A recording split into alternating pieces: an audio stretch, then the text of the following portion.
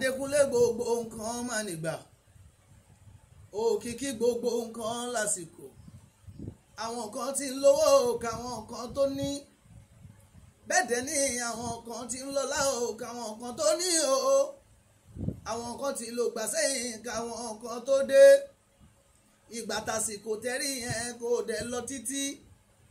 ìgbà tẹ́mi bá lọ àsìkò tí wọ́n bá lọ òun ló ń bọ̀ wádìí ìtàn tí ó ní tán má gbàgbé o àwọn kan ti lò gbà sẹ́yìn ìtàn ṣì ń bẹ láyé o táyé ò rántí wọn mọ́ alágbára tó ló gbà lọ́wọ́ ẹ sọ fún wọn o wípé lálá tó lọ sókè ó sì máa wálẹ̀ kò sóhun tí ó ní rẹ̀ láyé bẹ́ẹ̀ni kò sóhun tí ó ní rẹ̀. ìwọ lòkìkí àwọn kan lọ́wọ́lọ́wọ́ ìwọ lọmọdé fẹ́rí làgbà fẹ́rí ọjà lórí jìnlẹ̀ kò má yẹ o wípé lálá tó lọ sókè ó sì máa wálẹ̀ kò sóhun tí ó ní rẹ̀ láyé ń bí. ṣẹ́rí ju gbogbo ẹ̀ lọ ká máa dúpẹ́ fọlọ́run torí wípé mo kí gbogbo àwọn tó jẹ́ àgbààgbà nídìí iṣẹ́ orin ẹ jẹ́ kọ́kọ́ bẹ̀rẹ̀ láti bẹ̀ torí ilé Dr. Sikiru Ayinde Barrister àti General Kọ́láwọlé Àyìnlá Kollington àti King Wasiu Ayinde olórí ọmọọba bàbá mo kí yín o àwọn làbá kí torí ká ní wípé kì í ṣe pé àwọn tẹ̀síwájú nídìí iṣẹ́ fújì ó ṣeé ṣe kí fújì ká má gbọ́ wọn mú oríṣiríṣi wá àwọn Pasuma Òṣùpá àwọn ọ̀gá wa tó wà wájú Màláíkà Akile One Àdìwátá wẹ́wẹ́ àwọn bàbá wa Rashidi Ayinde Mèrègè bàbá mi Àrẹsà Ṣínà Àkànní ìbàforin o bàbá mi Àkàndé Òbésèrè ọmọ Rápálá Ṣẹ̀fíwà Làwó bẹ́ẹ̀ bẹ́ẹ̀ lọ Màláíkà Rẹ̀mí Àlùkò Táyé Kọ́rẹ́nsìn kódà tó fi dórí Ṣáńkó ó yẹ ká máa dúpẹ́ lọ́wọ́ wọn ni àwọn tí mo kà sílẹ̀ lọ yìí for me kì í ṣe wípé bóyá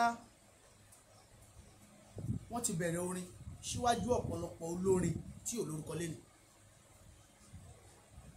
ṣùgbọ́n ní iṣẹ́ music especially Fuji music mo wò ó wípé wọn ò fi bí wọ́n ṣe bẹ̀rẹ̀ iṣẹ́ orin wọn ò fi kà tó bá ṣe yára blow sí òun ni wọ́n kà àwọn kan wà wọ́n ti ń kọrin for 40 years táyọ̀ dẹ̀ gbọ́ wọn ti now wọn ò dẹ̀ fi iṣẹ́ ẹlẹ́ ti now tí ẹ bá blow lọ́la Ṣáńkó máa sọ pé lẹ́yìn òun ló jáde normal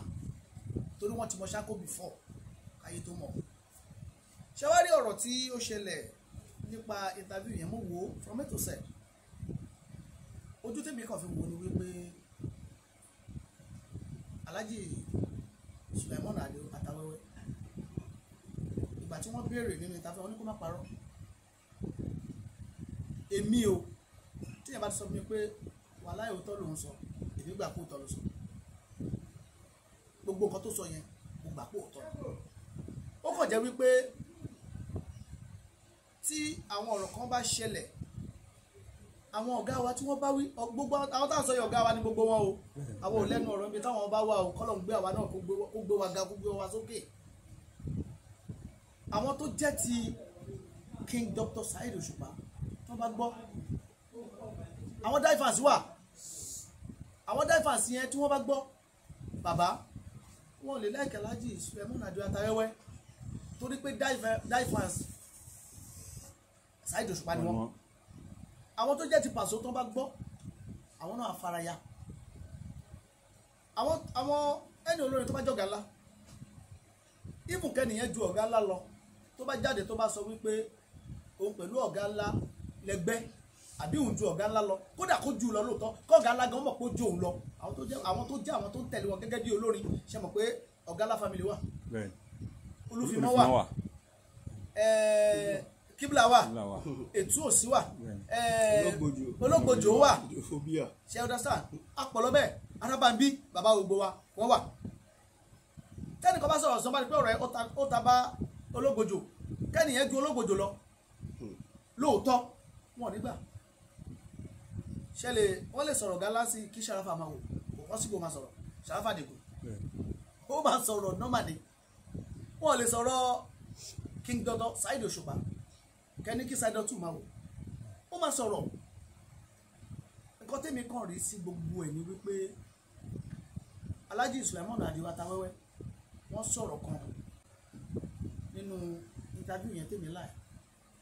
wọ́n láwọn bí àwọn mẹ́jọ kan ti kóra wọn jọ wọ́n fẹ́ kí fújì wọ́n fẹ́ kí fújì parẹ́ àwọn fẹ́ kí wọ́n máa lọ sókè àwọn fẹ́ kí fújì ga ju bí ó ṣe wà yìí lọ pé gbogbo àwọn yẹn làwọn ṣètò gbogbo àwọn táwọn kóra ọjọ́ àwọn ṣètò pé kí fújì lè máa ga kí fújì lè jọkàn ìyẹn lèmi ìbá bẹ gbogbo wa kì í ṣe pé ẹ má jẹ́ ká máa ṣọ́ ẹnu ara wa àwọn táwọn sọ̀rọ̀ ń pa wọn yìí wọn ò bára wọn jà o gbogbo aláfi tí gbọ́ interview yẹn o wọ́n ló níbi àwọn olùṣẹ́ káwọn máa sọ̀rọ̀ ọjọ́ ìgbìnà ọjọ́ kejì ẹ jẹ́ fún yín ní ẹ̀sáàpù kan ọ̀rọ̀ kan ṣẹlẹ̀ lọ́lẹ́ ọjọ́ mẹ́ta yìí lẹ́nu bá mi látọ̀dọ̀ bá mi ààrẹ àgbáyé Fuji Scorpido pẹ̀lú bàbá mi Rasheed Ayinde Fuji Berege bàbá mi làwọn méjèèjì Rasheed Ayinde Fuji Berege wọ́n á lè ṣe máa pè wọ́n ní bàbá ẹ̀wọ̀n ní àwọn kíkí bẹ̀rẹ̀ tó kú jẹ́ mẹ́ta bàbá mi ni wọ́n ààrẹ Sashina Akànnì bàbá mi ni wọ́n ẹ jọ̀ọ́ ọ̀rọ̀ lórí social media ọ̀rọ̀ dà pé ó kọlu ra wọn ta ni kí wà lẹ́yìn ọmọ ọgbọ́n gbọ́dọ̀ ṣe sùúrù tó rọmọ gbọ́n ni àwọn méjèèjì ẹ wò ó lẹ́dújọ́ mẹ́ta yìí ìfẹ́ tí kan pa ọ́pọ̀ pátì kan wọ́n dì mọ́ra wọn náà eléyìí tó wá jáde tó ń kọrin tó ń sọ̀rọ̀ sí ààrẹ mo rí bàbá kan náà tó jáde tó mi ò tiẹ̀ gbọ́ rí náà ó ń sọ̀rọ̀ sáré mi ò rí rí kí ṣe pé mo fi tàbùkù yẹn má bínú o tẹ bá ń wò mí o wàláì mi ò rí rí ni mi ò mọ̀ wọ́n mo kàn ní wọn lórí social media tí wọ́n ń sọ̀rọ̀ sáré olórí pọ̀ ẹ̀ lè mọ́ra yín tán tí wọ́n sọ̀rọ̀ sáré mo kàn rẹ́rìn ni pé àwọn pípù tó ń gbèjà yìí sókè gbà tó bá bú ààrẹ sì ṣé tó bá wá rí ààrẹ face to face kí ló fẹ́ ṣe ó ti bára ẹ̀ jẹ́ bóyá ààrẹ lọ́lọ́run kọ ní olùrànlọ́wọ́ ẹ̀ látọ̀run ò mọ̀ náà ó mọ ó lè jọmọ ọ̀gá ńlá kó ṣe pátá wẹ́wẹ́ ló máa padà ṣe lóore ó lè jọmọ ata wẹ́wẹ́ àwọn atare wà mẹ́ tí wọ́n tẹ̀ láta wẹ́wẹ́ bẹ́ẹ̀ lọ́wọ́ pọ̀ tí wọ́n tẹ̀ láta wẹ́wẹ́ káwọn náà dáhùn atúwádà bí ìgbà tó ṣe pé iṣẹ́ fújì náà iṣẹ́ ọmọ ọ̀tá níjàre ẹ jẹ́ ká gbé fújì kó bí ọmọ ọ̀tá àwọn bàbá wa K1 The Ultimate wọ́n ṣoore fún wa nídìí fújì because wọ́n gbé fújì sùn wọ́n gbé síwájú kò sí nǹkan tí K1 lè ṣe èmi ò mi ìsọtẹ́lù mi ò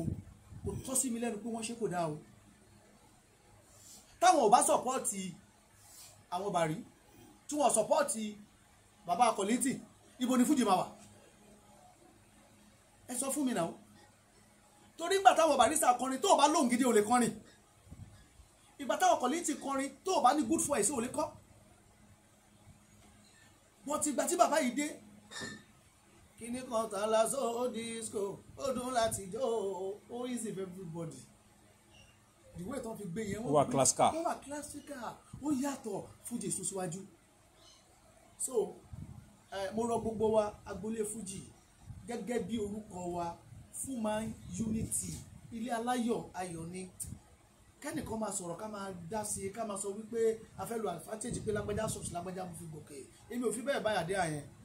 mi ò fi bẹ́ẹ̀ láìkẹ́ ó ṣe lórí kò kọrin gidi kí wọn náà gbé sórí social media kò fi fáyàn kí wọn náà jáde dandan kọ́ ni kí lágbájá sọ̀rọ̀ kó ṣẹṣẹ tó pé tó wọ́n lájà bọ́ọ̀gá mi wọ́n fẹ́ lo advantage láti fi gòkè èmi ò rí bí kíní ẹjọ́ ilé fújì ẹ má jẹ́ kó dàrú ẹ jẹ́ ká unite ẹ jẹ́ ká jẹ́ kan náà ká rọra wa lọ́wọ́ kébi pé Sharafa Adigun kí n pé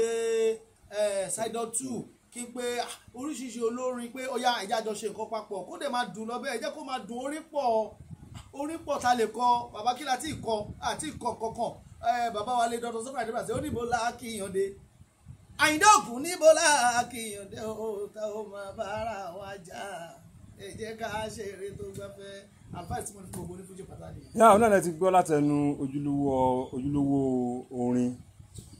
orin another one ojúlówó orin brain force of music Òkìkí Bright wọ́n ti gbà ìmọ̀ràn lélẹ́yìí o wọ́n ti sọ fún oníwà wọ́n ti sọ fún wọ́n ti sọ fún Ọ̀ràngún wọ́n sọ fún Aláké wọ́n sọ gbogbo olóko pé kí a jẹ́ kí ìṣọ̀kan ó wà lágboolé